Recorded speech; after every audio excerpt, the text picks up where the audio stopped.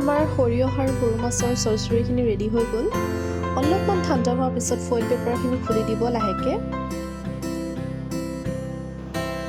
ইয়াতে মই অলপমান ধনিয়া দি পেলাই গাৰ্নিছ কৰি দিছোঁ। খাবলৈ কিন্তু বিৰাটেই সুন্দৰ হৈছে। আপোনালোকেও এনেকৈ বনাই চাবচোন আৰু কেনেকুৱা হয় জনাব।